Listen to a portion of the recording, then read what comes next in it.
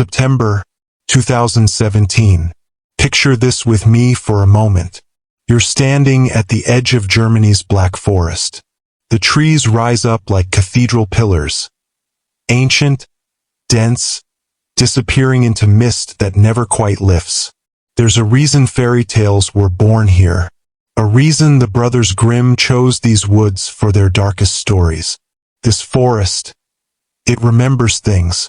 And what I'm about to tell you is not a fairy tale. 5 friends, experienced hikers, the kind of people who plan everything twice, who know what they're doing. On September 8th, they walked into those trees with laughter in their throats and adventure in their hearts. 48 hours later, gone. Not lost. Not injured on some trail waiting for rescue. Gone. As if the earth had opened beneath their feet and swallowed them whole, then sealed itself shut. For 8 months, hundreds of people searched. Drones, dogs, volunteers walking shoulder to shoulder calling names that echoed back empty. They found nothing. Not a bootlace. Not a candy wrapper. Nothing. And then, in May 2018, a photographer stumbled onto something in those woods that would crack this case wide open. What he found wasn't just evidence. It was a warning. This is the story of what happened in the Black Forest. And I need to warn you, by the end, you're going to look at forests differently. You're going to understand why locals whisper about certain trails. Why some places, no matter how beautiful, should never be visited alone. Let me take you back to where it all began. First, you need to meet them, because these weren't just statistics. These were real people with real lives. Henrik Wolf, 34 years old, architect.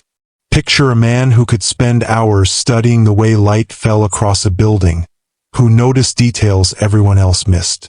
His friends joked that he could get lost in a straight hallway because he'd stopped to admire the ceiling tiles. He'd hiked the Appalachian Trail, spent summers in Norway's mountains. This man knew the outdoors. He wasn't careless. Petra Schultz, 31, pediatric nurse. One of those people whose laugh you could hear from 3 rooms away, and it would make you smile even if you didn't know what was funny. She grew up in the Alps. Hiking wasn't a hobby for Petra. It was in her blood. She could navigate by the stars, start a fire in the rain, and she never, ever panicked. Her boyfriend, Julian Hartmann, 29, software engineer. He'd actually been afraid of heights when they met, but he took up hiking because that's what you do when you fall in love with someone like Petra. His friends teased him about it, but he didn't care. 2 years together, and they just started looking at apartments, planning a future. Annika Bergström, 28, Swedish, working as a translator in Munich. She joined their hiking group 6 months before this trip, and they'd welcomed her like she'd always been there. Her colleagues described her as the person who always remembered your birthday, who brought homemade cookies to the office. She was supposed to visit her family in Stockholm the week after this hike. Her mother had just sent her a recipe for cardamom buns. And finally, David Kowalski, 36, high school geography teacher with Polish roots and a passion for making kids excited about maps. He was the planner, the one with the laminated route cards, the emergency contacts, the backup batteries for the backup batteries. His students loved him because he'd take them on field trips and turn a random hillside into an adventure. David had hiked the Black Forest a dozen times before. Think about that for a second. A dozen times. He knew these trails like you know the route from your bedroom to your kitchen in the dark. And yet, September 7th, 2017. Munich Central Station. Security footage shows them meeting up.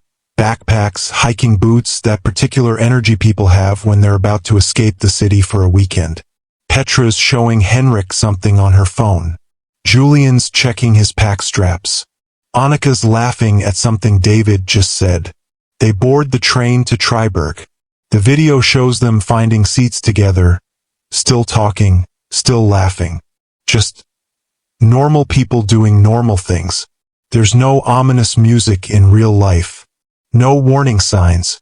Just 5 friends excited about the weekend ahead. They arrive in Triberg that evening. Check into the Gasthof Waldblick, a guest house run by an elderly couple, the Fischers. And here's where it gets poignant. Frau Fischer remembered them clearly when police interviewed her. She said they had dinner in the inn's dining room, maps spread across the table next to their plates of schnitzel. They asked her about the weather. She told them it would be perfect. Clear skies, mild temperatures. They were so happy, she told investigators, her voice breaking. They thanked me. They said they'd see us Sunday evening. Sunday evening came. They didn't. September 8th. Morning. The 5 friends leave the guest house just after sunrise. The plan's simple. Hike from Triberg Falls northeast through the valley toward Candel Ridge. Camp overnight. Loop back Sunday. 35 kilometers total. For people like them, it's a weekend. It's manageable. It's safe.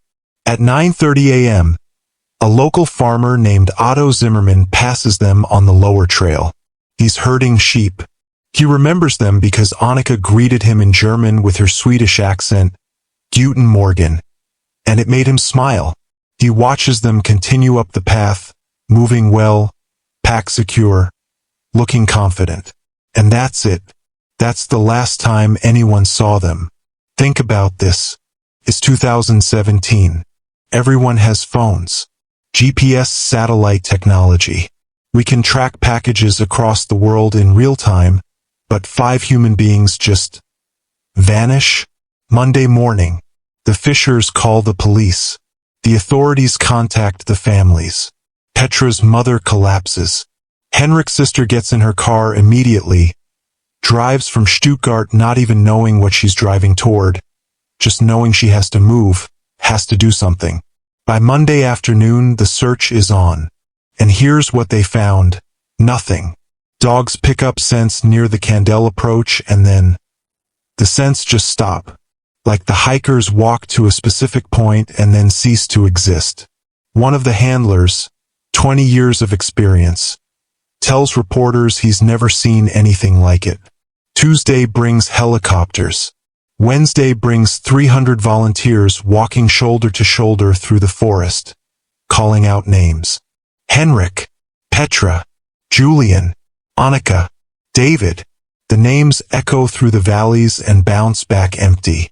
Week 2 brings theories: wild boar attack, wrong turn, mine shaft, sudden illness, murder, accident, alien abduction, you name it, someone suggested it. But every theory hit the same wall. Where was the evidence? No blood, no torn fabric, no abandoned gear, no bodies, no trace. Detective Commissar Friedrich Baumann, 30 years on the force, looks at cameras during a press conference and you can see it in his eyes. The confusion, the frustration. 5 people, he says slowly, with all their equipment in a well-traveled forest in perfect weather, don't just disappear. It doesn't happen. But it did. By November, the search is suspended. The families are left with nothing but questions and empty rooms and phones they can't stop checking. Just in case. Winter comes to the Black Forest. The case goes cold. And the world moves on. But the forest remembers. May 12, 2018. 8 months later. Meet Stefan Brandt. 41 years old. Wildlife photographer. Lives alone. Spends most of his time in the woods. The kind of guy who'll sit motionless for 3 hours waiting for a deer to step into the right light. Patient. Methodical. Knows the Black Forest like his own face in the mirror. That Saturday morning, Stefan's hiking near Zwerabachtal, about 7 kilometers from where the 5 were last seen. He's looking for a specific shot. Dawn light breaking through the canopy onto this moss-covered rock formation he'd scouted the week before. He's adjusting his telephoto lens, checking the light meter, when something in his viewfinder catches his eye. A splash of color. Bright blue. Unnatural. Wrong for this environment. He lowers his camera. There, partially hidden under a rotting log, is a piece of torn fabric. Nylon. The blue is that specific shade you see on hiking gear. Stefan's heart rate picks up. You know that feeling when your brain knows something's wrong before it can articulate what? That's happening to him right now. He looks around, suddenly aware of how alone he is, how quiet it is, and then he sees it. 3 meters away, half buried under layers of dead leaves and forest debris. A small black rectangle.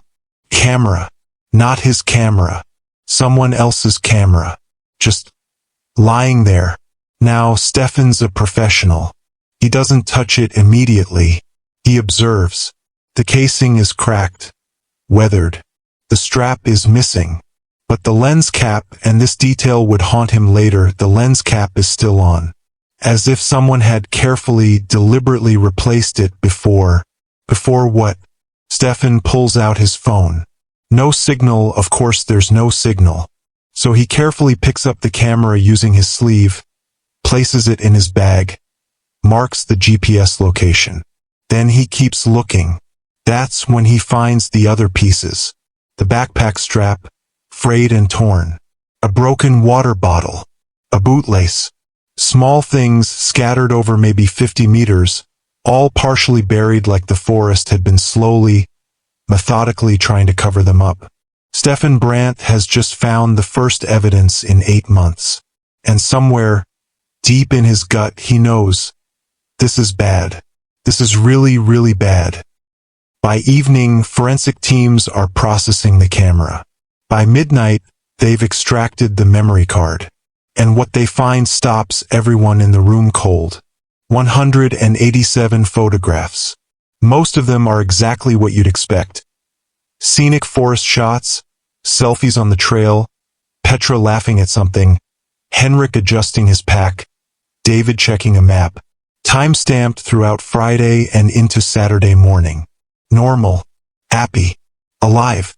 But photograph number 187, let me describe it to you. All 5 hikers standing together on a rocky outcrop. Forest stretching behind them. Late afternoon light, that golden hour glow. They're smiling, arms around each other.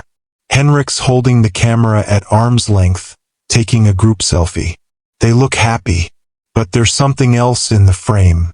In the background, maybe 30 meters behind them, partially obscured by trees, another person, just standing there, watching.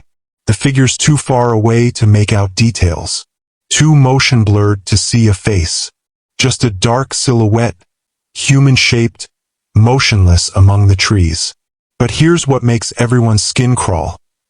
The motion blur means they moved exactly when the photo was taken, right as the shutter clicked. The timestamp reads, September 9th, 2017, 6:47 p.m., Saturday evening, more than 30 hours after they started hiking. And according to the GPS data embedded in that photograph, they're nowhere near where they should be. They're 9 kilometers off their planned route, in a remote area that's not on any tourist trail. 5 people smiling. 1 person watching from the trees. Who was number 6? And where are the 5 now? Within hours, the investigation explodes back to life. Sunday morning, Commissar Baumann and his team are on site. Using the GPS coordinates from the photo, they locate the exact outcrop. Stand exactly where the 5 friends stood. And less than half a kilometer away, they find something that shouldn't exist. A hunting cabin. Small. Weathered. Built from logs that look like they've been there for decades. Corrugated metal roof stained with rust. Windows boarded up. The door hanging slightly ajar. And here's the thing. It's not on any modern maps. No permits. No records. Protected forest land where no structures should be. It's a ghost cabin. Baumann approaches carefully. Pushes the door. It groans open, and a smell wafts out. Not decay, but time. mildew and dust and air that's been sealed in for years. Inside, wooden table, 2 chairs, a cot with a rotted mattress, old tools on the walls, everything covered in dust. But 3 things stand out. First, newspapers on a shelf. Yellowed, brittle. The most recent dated March 18th, 1994. 23 years old. Second, carved into the wooden table, crude but clear, one name, Henrik. The letters are fresh enough that the wood inside hasn't darkened. Someone carved this recently. Third, in the corner under a blanket, 5 items. Compass, a flashlight, a knife, a water bottle, and a phone with a Swedish flag sticker. Annika's phone. The team processes the cabin for 3 days. They find fingerprints, multiple sets, layered over time. Some match Henrik, Petra, David. But there are others, older ones, and some that are fresh, left within the last few months. In a lockbox hidden beneath a loose floorboard, they find photographs. Dozens of Polaroids, different people, different years. Hikers mostly, taken from a distance through trees. Candid shots. None of the people aware they're being photographed. It's a collection, a trophy wall, and at the bottom of the box a journal. Handwritten, German. Entries from 1992 to 1994. The name inside reads, Eric Reinhard Bauer. Eric Bauer. The name triggers something in the cold case files. Eric was a forest ranger. 38 years old, unmarried, lived alone. Colleagues described him as competent but withdrawn. The kind of man who preferred silence, who knew the forest better than he knew people. In April 1994, he vanished. His truck found at a trailhead, keys in the ignition. Home undisturbed. No note, no explanation, just gone. Sound familiar? The investigation went nowhere. Suicide, maybe, or he walked away from his life. The case was filed away and forgotten. Until now, because his journal reveals something else entirely. The entries are disturbing, rambling, paranoid. He writes about protecting the forest from intruders, about following hikers without them knowing, about making sure they stayed on the paths. He calls the cabin his watching post. September 1993. 3 of them today. Young, loud. They left trash at the falls. Followed them to the ridge. They didn't know. They never know. February 1994. The forest chooses who stays and who goes. I am just the guardian. I make sure the choice is honored. And the final entry, March 20th, 1994. It's time to become part of what I've been protecting. So here's the question. Did Eric Bauer kill himself? Or did he become something else? Something that still walks those woods? And there's one more connection that makes everyone's blood run cold. Eric Bauer had a son, Lucas Bauer, now 51 years old, living 15 kilometers away. And Stefan Brandt, the photographer who found the camera when shown a photo of Lucas, his face goes pale. That's him, Stefan whispers. That's the man I saw watching me from the trees. May 28, 2018. Police raid Lucas Bauer's house. And what they find in his basement makes the case seem open and shut. Shelves. Wooden shelves lined with items. Hiking boots. Various sizes. Jackets. Watches. Cameras. Phones. Backpacks. It looks like a store. But it's not. It's a collection. A memorial. A trophy room. Henrik's red jacket is there. Petra's GPS watch. David's camera bag. But there's more. Items matching 6 other missing persons cases in the Black Forest. Dating back to 2009. A Belgian couple. An Austrian hiker. 2 university students from Berlin. All disappeared. All cold cases. All their belongings. Here. Lucas Bauer is arrested on the spot. Case closed, right? Wrong. Because when forensics processes everything, nothing makes sense. The fingerprints on the items don't match Lucas. They match different people. Multiple people. Some in the criminal database for completely unrelated crimes. DNA evidence? Same problem. Skin cells, hair, traces of blood. They belong to various individuals, including some of the missing hikers, but also to random people with no connection to anything. Zero physical evidence ties Lucas Bauer to any of it. During interrogation, Lucas seems genuinely confused.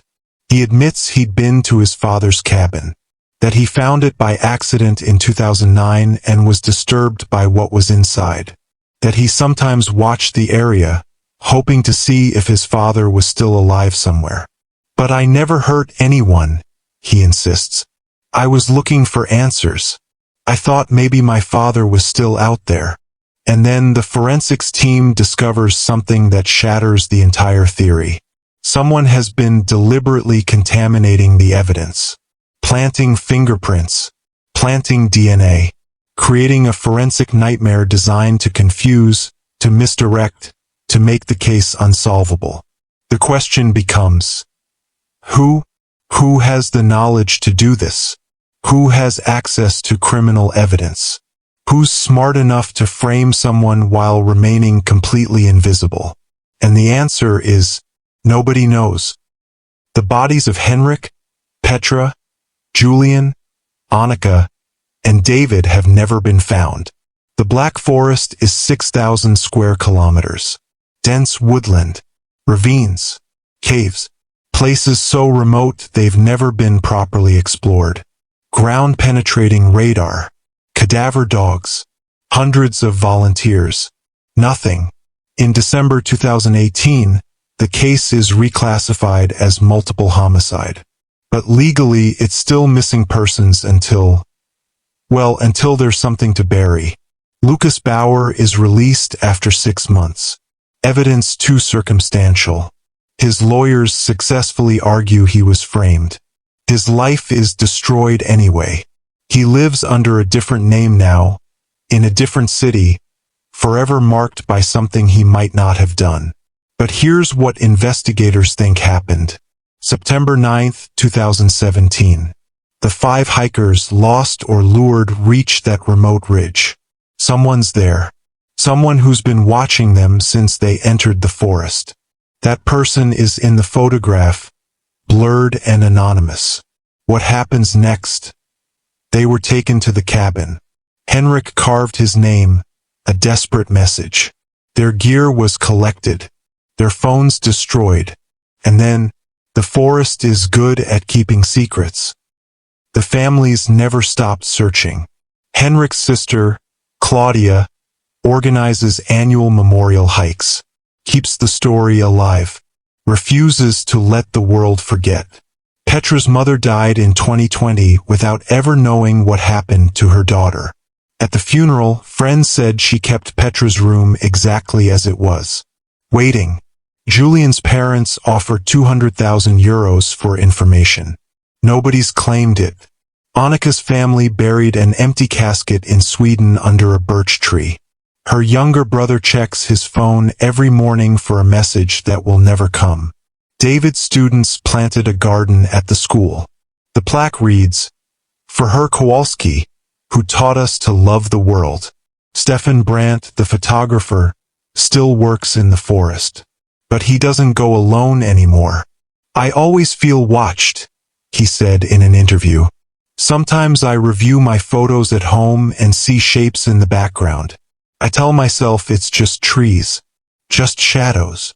But I don't always believe it." Since 2017, 3 more hikers have vanished in the Black Forest without a trace. The photograph, 5 people smiling, 1 watching from the trees, has been analyzed countless times. The figure remains unidentified, but everyone who looks at it feels the same thing. Wrong. The way they stand, perfectly still while being motion blurred, as if they knew the camera was there, as if they wanted to be seen, but not identified. Hikers still report strange things in that part of the forest. The feeling of being watched, footsteps that stop when you stop, and occasionally, very occasionally, someone hears a sound that doesn't belong. The click of a camera. Most people dismiss it. The wind, imagination, the forest playing tricks. But Stefan Brandt doesn't dismiss it. The families don't dismiss it. Because deep in the Black Forest, somewhere beneath the canopy, someone is still there, still watching, still taking pictures, and nobody knows who they are, or how many people have walked into those woods, and never walked out. The Black Forest keeps its secrets well, and some secrets are meant to stay buried.